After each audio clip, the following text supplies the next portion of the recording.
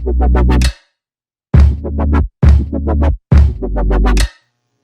everyone, in today's video we are going to talk about hiking and trekking. I'm your speaker, Kenshin, together with my fellow mountaineers. Hi everyone, I'm Pauline. Hi, my name is Ruth.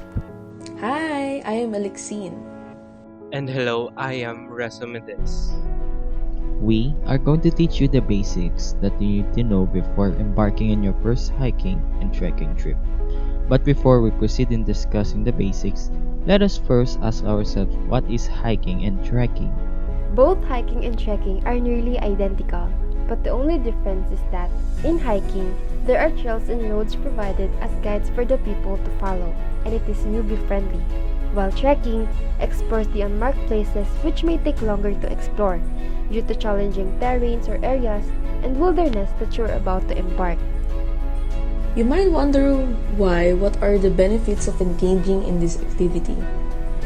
There are many health benefits when a person is engaging in a hiking or trekking activity. First, it is a type of aerobic exercise which serves as a rigorous physical activity. Second, it is good for your mental health. Third, it helps in building leg muscles. Fourth, also helps in building a strong bone density and upper body muscles. Fifth, it is a form of training which trains your cardiovascular muscles. And sixth, helps you socialize and meet new friends. Seventh, it trains your mental awareness and agility. And lastly, with the natural environment that surrounds you, it can help reduce your stress. Now that we know the benefits of hiking and trekking, we must know what are the 7 important principles to remember when engaging in hiking and trekking. The first thing, of course, is the most important thing that you need to do is planning and preparation. It is where you need to anticipate every scenario that may happen during the trip. This will also help you to know the regulations and special concerns needed in the area you'll visit. Here is the list that you need to check when preparing. Identify and record the goals expectations of your trip.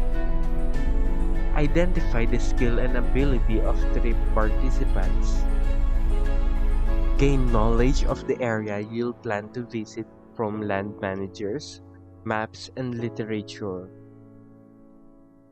Choose equipment and clothing for comfort, safety, and leave no trace qualities. Plan trip activities to match your goals, skills, and abilities. Evaluate your trip upon return. Note changes you will make next time.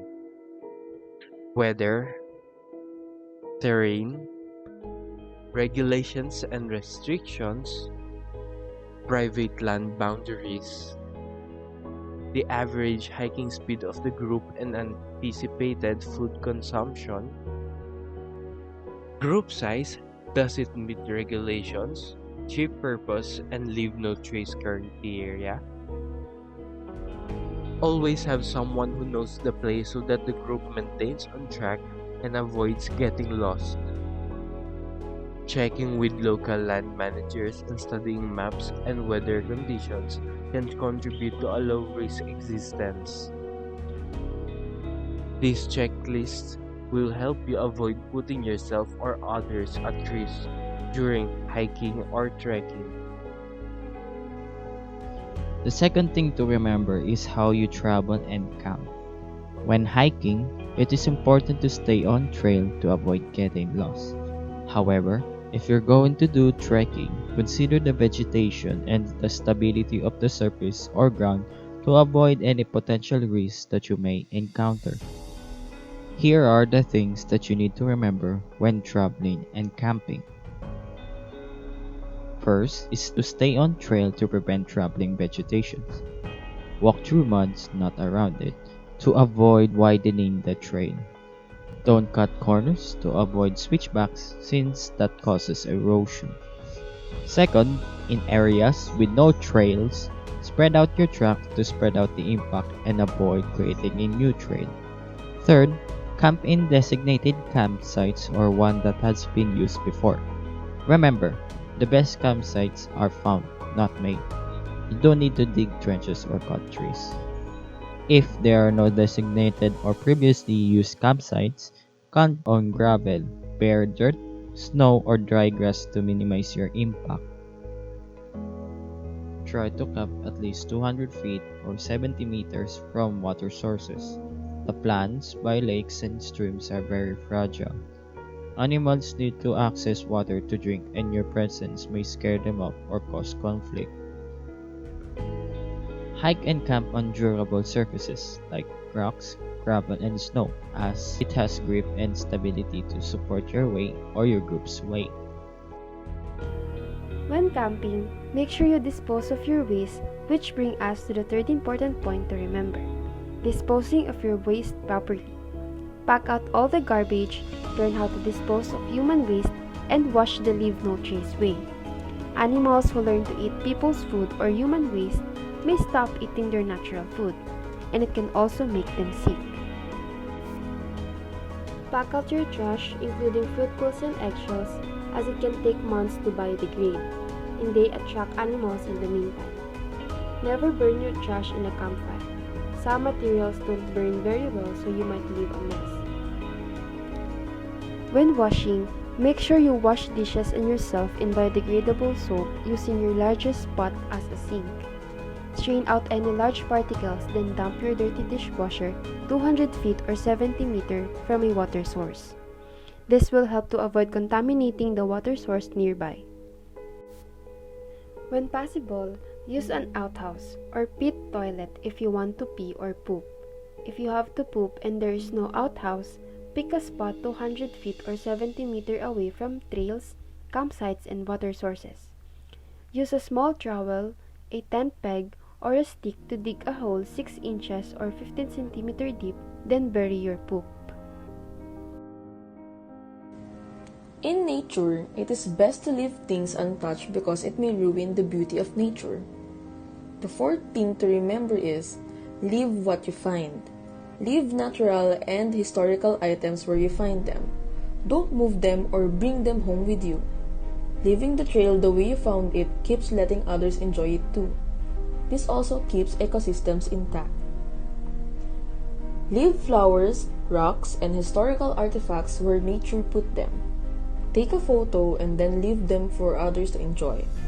If you all pick a flower or brought home a rock, there wouldn't be any left. Good campsites are found, not made. Avoid building structures, cutting trees, or digging trenches. Also, avoid damaging live trees and plants, like hammering nails into trees, hacking the tree, using an axe, and carving initials into trees.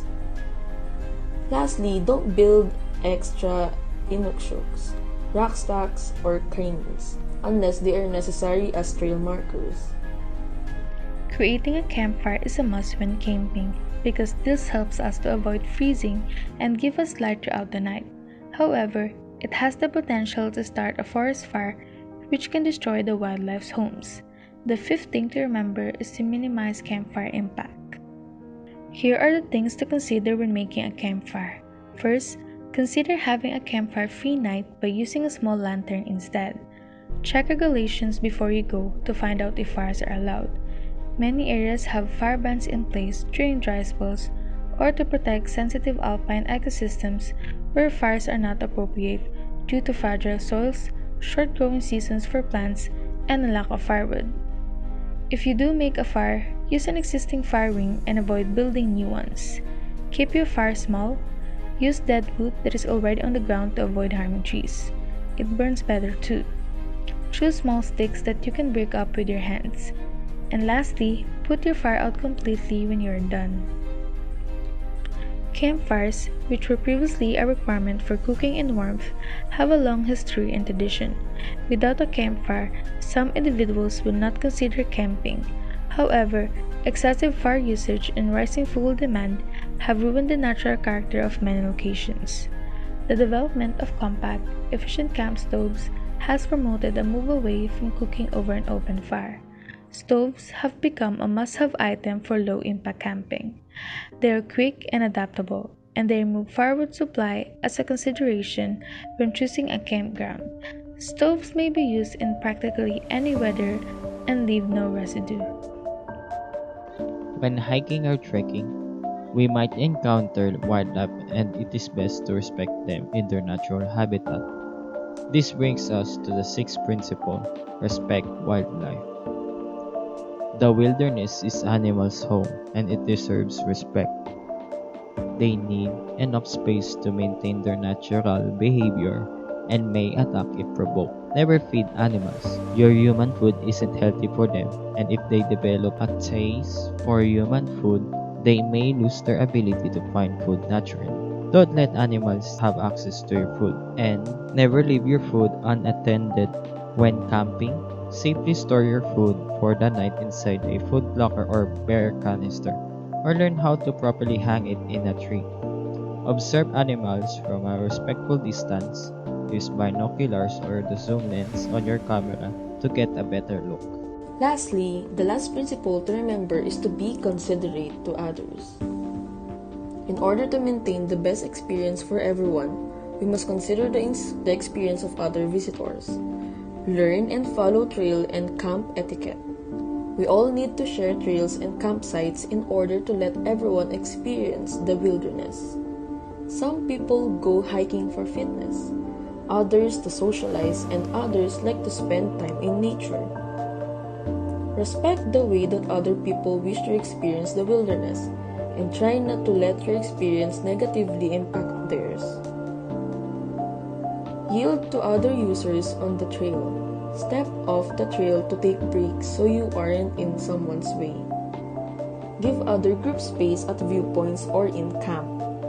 If there's a popular photo spot, snap a few pics, then move aside so someone else can have their turn. Keep your voice low and avoid yelling. Keep your group together to avoid shouting back so that way you and your group are safe. Leave the music at home or wear headphones if your life requires your own personal soundtrack. Most hikers and campers want to hear the sounds of nature, not music. Keep your group small to create less impact, and take up less space and make less noise. A good guideline is no more than 8 to 10 people. That is all for today's video. Leave us a like and a comment below on your experiences in hiking. Don't forget to subscribe for future videos, and always remember to leave nothing but footprints. Thank you so much for watching. Bye!